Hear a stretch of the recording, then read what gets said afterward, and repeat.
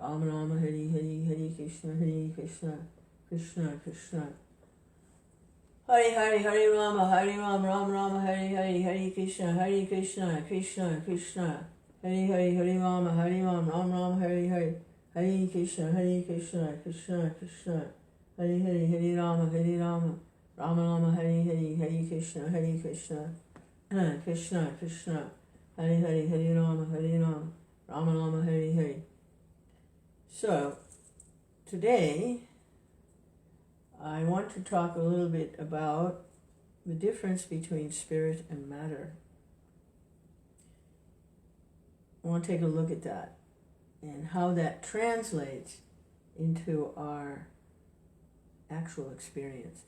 In other words, not just like a mental idea, but how that is actually practiced. As well, vijnana, on the realized plane, to realize it, not just as a good idea. And read a little Krishna book. They have a couple mantras. Hare Krishna, Krishna Krishna, Hare Hare, Hare Rama, Rama Rama, Hare Hare, Hare Krishna, Krishna Krishna, Hare Hare, Hare Rama, Rama Rama, Hare Hare, Hare Krishna, Krishna Krishna, Hare Hare, Hare Rama, Rama Rama, Hare Hare, Hare Krishna, Krishna Krishna, Hare Hare, Hare Rama, Rama Rama, Hare Hare, Hare Krishna, Krishna Krishna, Hare Hare, Hare Rama, Rama Rama, Hare Hare, Hare Krishna, Krishna Krishna, Hare Hare, Hare Rama, Rama Rama, Hare Hare, Hare Krishna, Krishna Krishna, Hare Hare, Hare Rama, Rama Rama, Hare Hare, Hare Krishna, Krishna Krishna, Hare Hare, Hare Rama, Rama Rama, Hare Hare, Hare Krishna, Krishna Krishna, Hare Hare, Hare Rama, Rama Rama, Hare Hare. Krishna Chaitanya. Yeah, the very basic realization of spiritual progress is the difference between spirit and matter. They're two different energies. And what we're experiencing in our present situation is they're kind of mixed together. They never really dissolve into each other. Krishna, my friend, reminding me top of the hour. Hare Krishna. Krishna. Krishna. Thank you. They always remain, they're mixed together, but they always remain separate. These two energies, like oil and water. You can stir up the mixture really, really well, but the oil will always remain, it's like an emulsion. It'll always, I think that's the word, emulsion. The oil will always be separate, although it can get very, very, very, very, very tiny within the water. Or the water very, very tiny within the oil. But they never really blend into each other. Spirit and matter is kind of like that. I was away from the official institution, the association of the devotees who were progressing the official institution of Krishna consciousness for about 25 years. I didn't stop practicing, and I tried to preach and do different services, but I was separate from the institution after Prabhupada left. I remained separate. I did a lot of things. Food programs, home programs, Indian programs, book distribution. There's a lot of things. One little person trying. So it always has its effect, but there's nothing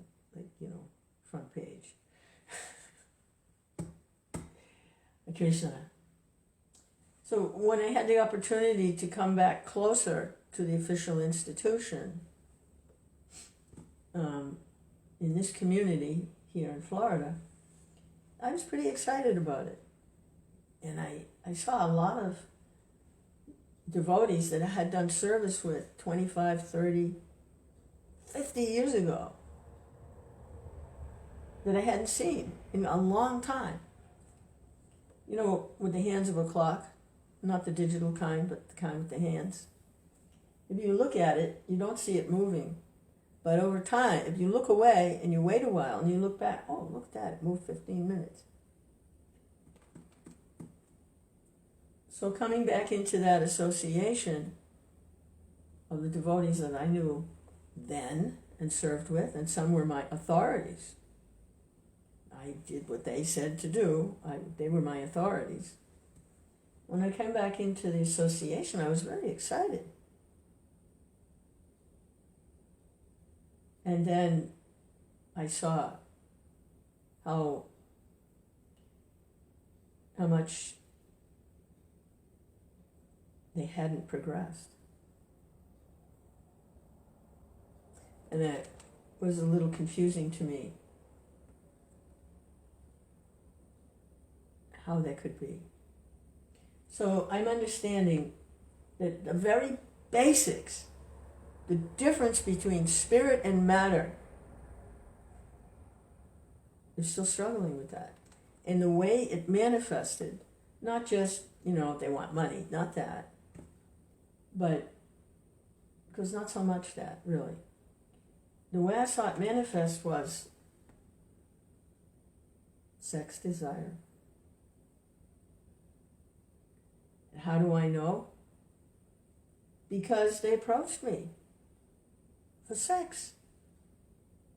These devotees that have been practicing for so long. And they know this verse, and they know that verse, and they know how to chant, and they know how to make an offering, and they have deities, the whole thing. But they have not been able to make that distinction between spirit and matter, and the way it can be seen is they're still troubled by sex agitation. Might be, maybe it's news. And it's certainly, I'm sure, disappointing to hear that sex agitation is not spiritual. It is material.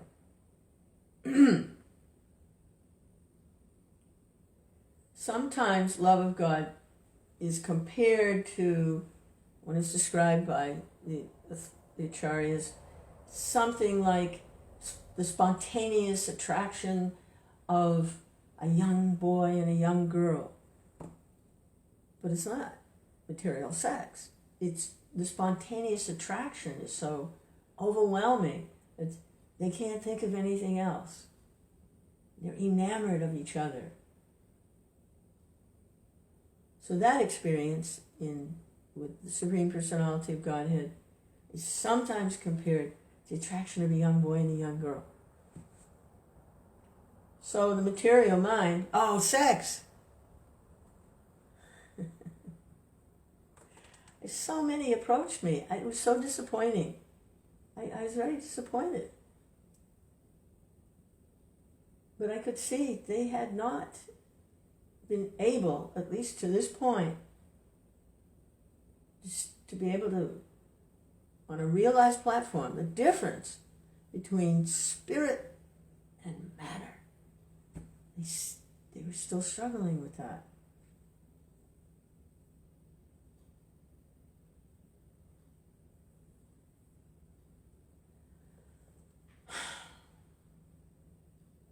The very basic, the difference between spirit and matter.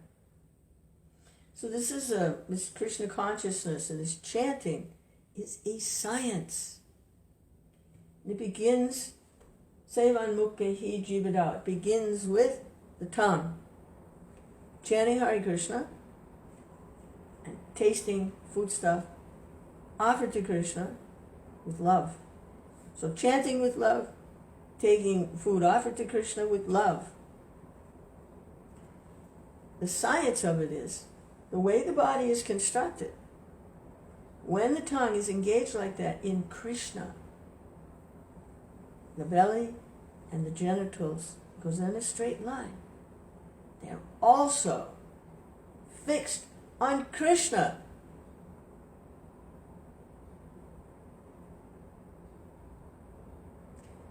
So how important is this chanting?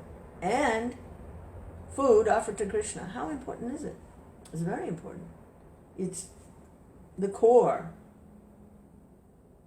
Hare Krishna, Krishna Krishna, Hare Hare. Hare Rama, Hare Rama, Rama Rama, Hare Hare. Hare Krishna, Krishna Krishna, Hare Hare.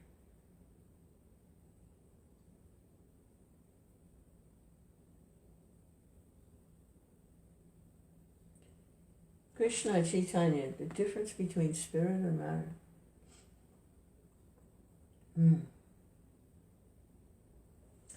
So, Hare Krishna. Hare Krishna, Hare Krishna, Hare Krishna. Krishna sends help. Krishna sends help. Certainly sends tests. Sometimes something happens to a devotee and they think, oh, it's my karma. But for a devotee who's practicing, who's trying to take shelter of Krishna, it's not karma, it's Krishna.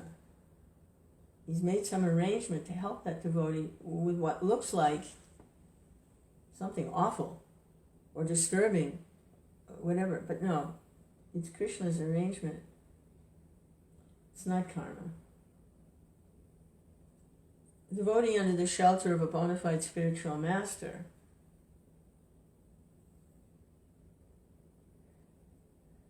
it actually removes the karma of his follower or his disciple. So there's no karma there. So it's Krishna. So we're going to read a little Krishna book, completely on the spiritual platform. There's nothing material here, folks. Sorry. Jai Srila Prabhupada. Hare Krishna, Hare Krishna, Krishna Krishna, Hare Hare. Hare Rama, Hare Rama, Rama Rama, Hare Hare.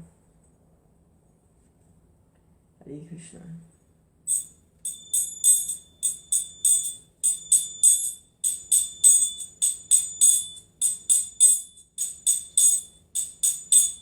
Jai Radha Madhava Kunja Bihari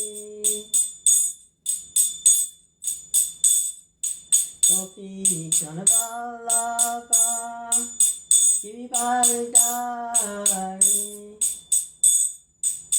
Yasodhanandana Vasichanarandana Yamunatira Manachari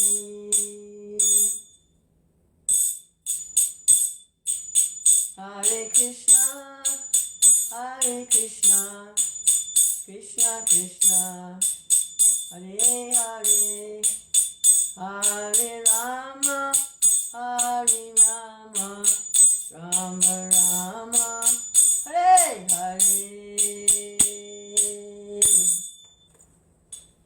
Hare Krishna, Hare Krishna, Krishna Krishna, Hare Hare. Hare Rama, Hare Rama, Rama Rama, Hare Hare.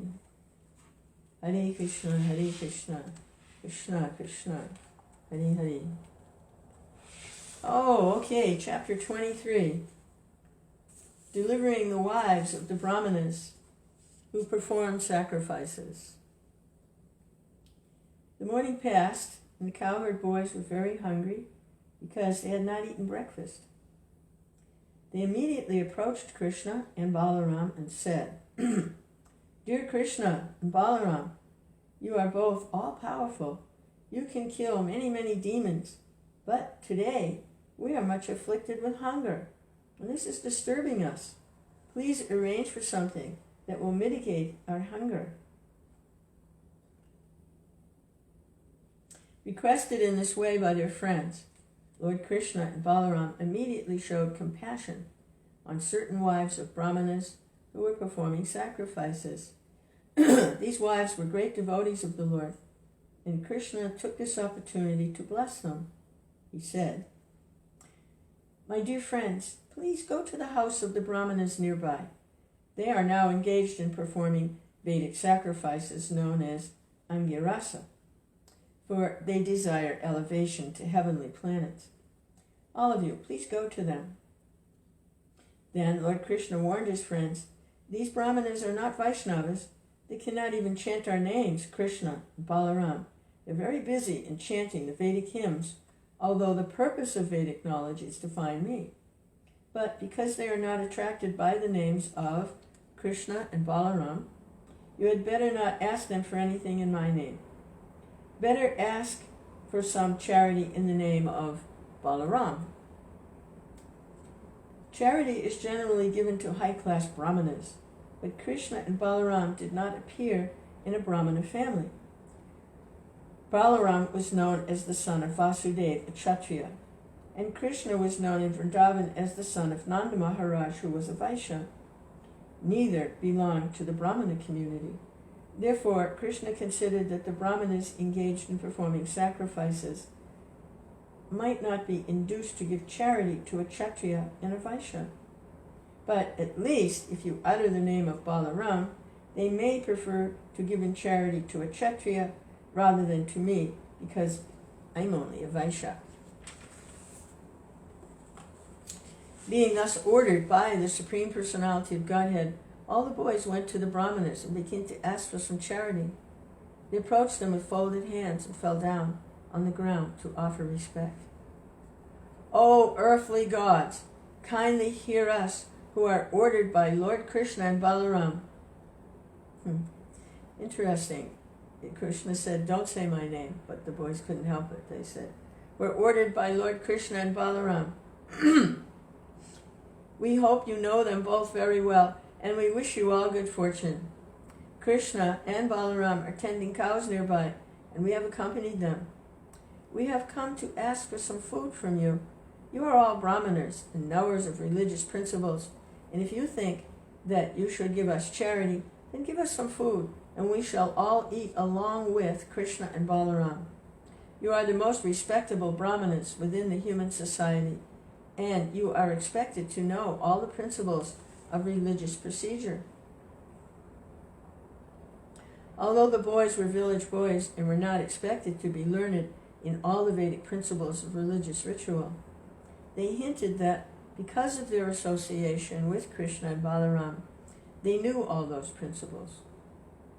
When the Supreme Personality of Godhead, Krishna and Balaram, asked for food, the boys would immediately deliver it without hesitation, because it is stated in Bhagavad Gita that one should perform yajna sacrifices only for the satisfaction of Vishnu.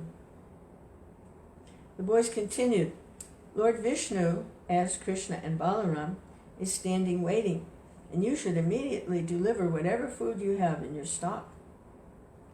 They also explained to the Brahmanas how foodstuffs are to be accepted.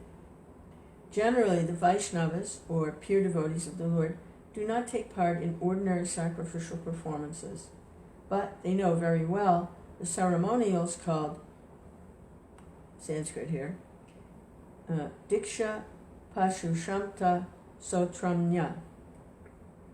One is permitted to take food after the procedure of Diksha and before the animal sacrificial ceremony and the Sotramani, or ceremony in which liquors are also offered. The boys said, "We can take your food at the present stage of your ceremony, and for now it will not be prohibitory, so you can deliver us the foodstuff." So no animals had been sacrificed yet, and no liquors. Although the companions of Lord Krishna and Balaram were simple cowherd boys, they were in a position to dictate even to the higher class Brahmanas who engaged in Vedic rituals or sacrifices. But the smarter Brahmanas, who were simply sacrificial-minded, could not understand the dictation of the transcendental devotees of the Lord. They could not even appreciate the begging of the Supreme Lord Krishna and Balaram. Although they heard all the arguments on behalf of Krishna and Balaram, they did not care for them, and they refused to speak to the boys. Despite being highly elevated in the knowledge of Vedic sacrificial rites, all such non-devotee Brahmanas, although they think of themselves as very highly elevated, are ignorant, foolish persons. All their activities are useless because they do not know the purpose of the Vedas, as it is explained in the Bhagavad Gita, to understand Krishna. In spite of their advancement in Vedic knowledge and rituals, they do not understand Krishna. Therefore, their knowledge of the Vedas is superficial. Lord Chaitanya, therefore, gave his valuable opinion that a person does not have to be born in a Brahmana family. If he knows Krishna, or the science of Krishna consciousness, he is more than a Brahmana, and he is quite fit to become spiritual master.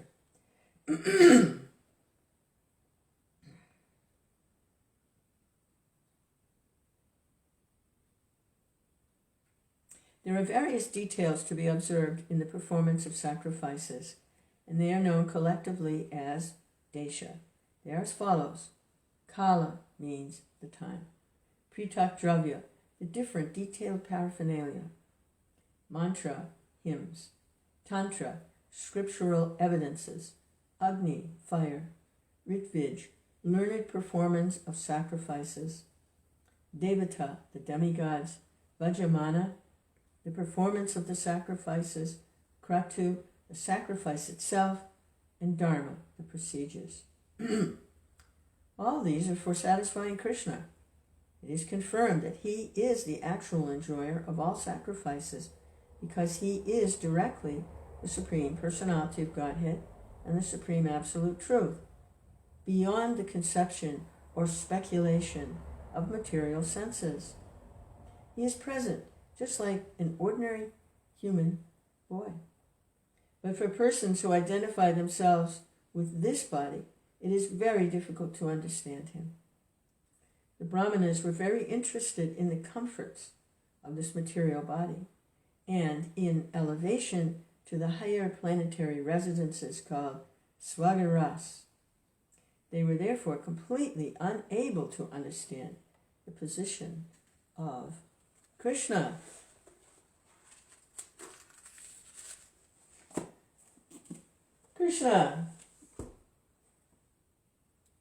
Krishna Chaitanya, Prabhu Nityananda, Shri Advaita Gadadhar, Srivasadi Gaur Bhaktivinoda. Shri Krishna Chaitanya, Prabhu Nityananda, Shri Advaita Gadadhar, Srivasadi Gaur Bhaktivinoda.